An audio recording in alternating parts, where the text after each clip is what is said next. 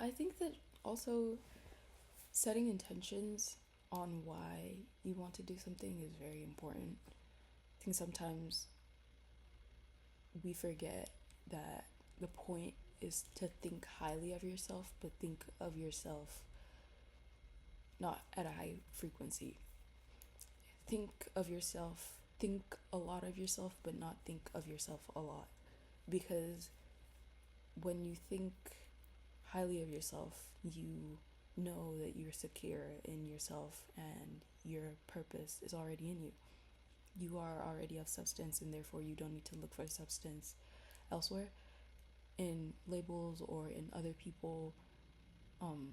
I saw this really interesting conversation of why certain people get, I say certain people like I'm not one of those people, but why certain people get satisfaction from seeing others enjoy something even more so than them being in that same vicinity. Like you go to parties, for example, because you enjoy seeing other people have fun more than you have fun at parties.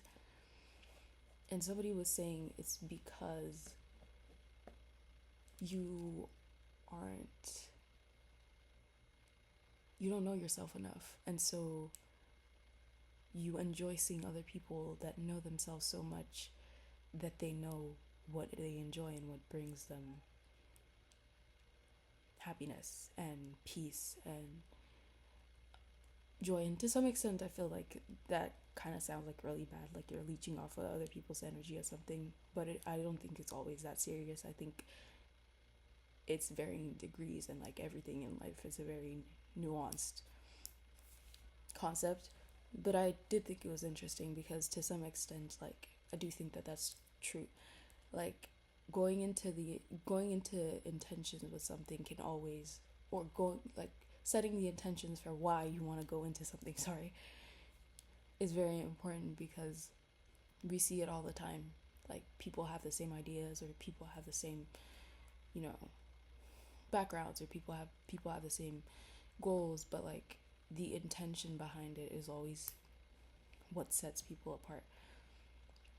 And I think that's why also a lot of big companies get in a lot of trouble, is because they start out knowing exactly what they want to do for people, but then as they get bigger and bigger, they kind of lose that. I also heard that somewhere, like smaller companies and startups always do so well because they're so small that they are really close to the source of the why behind why they do what they do, essentially. I think once in a while reminding yourself of why you started out doing a thing really does go a long way. I keep forgetting that, especially in college, but every I promise you, every time I sit down and I read one of my old journals, or I read one of my old um, concepts for my art, or I read one of my old essays, it's it's always so jarring because I'm like, duh, this is why I'm here. This is what drove me to work so hard to get into this college. This is why I'm so passionate about education. I want to help people, and I think that education is so beautiful, and children who receive quality education and they receive support and their curiosity can be so much and do so much. But it gets so easy to forget that when you, even if it's not intentionally, you kind of start having distance from the why. You're not always journaling, or you're not always like reaffirming to yourself, or you get caught up in other things, you get caught up in the nitty-gritty details. But sometimes it can be so helpful to like zoom out and take a deep breath and say, hey, like, I'm doing this. That's so cool. I literally just flipped to a random page in my journal and it says intention right there. That's, by the way. But yeah, I also think that goes into relationships with people and business. I think that's also why like people love they always say, oh, it's like a breath of fresh air working with somebody whose intentions are just so pure. I think that when you go into the world and you just go in learning, like wanting to learn from the world, focusing on what you can learn from the world and not just how you can impart, oh, like I'm so right and I want to like make sure that my mission today is to let every single person I come across know how right I am, how much of a good person I am, how much on the right side of the moral compass I am. Goes back to thinking highly of yourself, not thinking of yourself, thinking a lot of yourself, but not thinking of yourself a lot. I think we focus too much on I am right. How can I let people know that I'm right? How thinking of ourselves a lot versus just knowing that I know my intentions are good. I know that I'm a good person. I know I'm trying my best and always like putting my best foot forward, asking questions, being curious about the world, always wanting to learn about others and listening attentively to other people's stories as well, and wanting to go into the world and not repost things of, oh, like I'm this good person and this good person, but generally going into the world and seeking opportunities to help people and allowing that good karma to come back to you as well. I don't know what I'm saying, but yeah, I think that that's very important.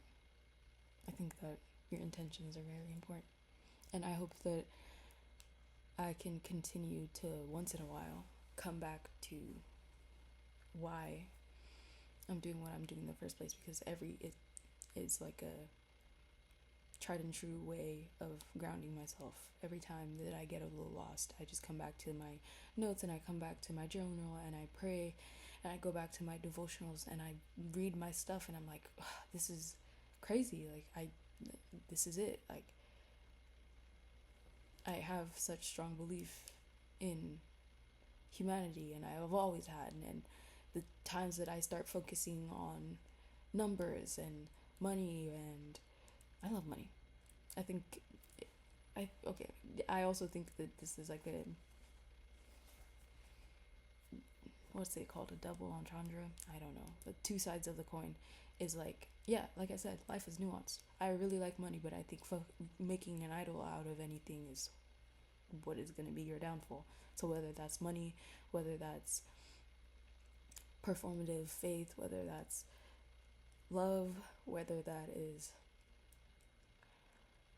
hate, I think focusing too much on appearing to be something, or focusing too much on your attachment to something. I think that's a good way to put it. Focusing too much on your attachment to something, on your attachment to being right, on your attachment to being loved, on your attachment to how people are perceiving you, and all of these things. I think that to be healthy, you have to think of all of these things to some extent. You have to think about your financial stability. You have to think about how you are loving other people and how other people are treating you. Because if you don't reflect, then you're going to be in some real hot water. But if you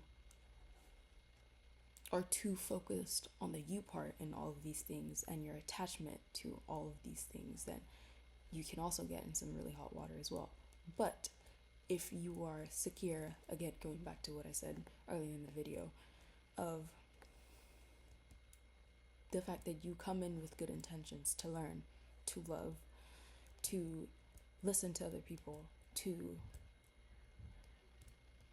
leave the spaces that you entered better than you found them, even if it's by a little, to reflect and to think about how you can do better and be better constantly, how you can better the world as well, and how you're contributing to the world. Are you spreading hate, or are you spreading love? I think that helps you build some of that. What is a good word for it? I think it helps you build some of that I don't know, but it just helps you build some of that part of yourself, and you, man, there's a word for it. That's gonna bother me. I'm gonna watch this back and it's gonna bother me. But anyways, think of yourself, think a lot of yourself, but don't think of yourself a lot. Oh, yeah, I think that's all I got for now.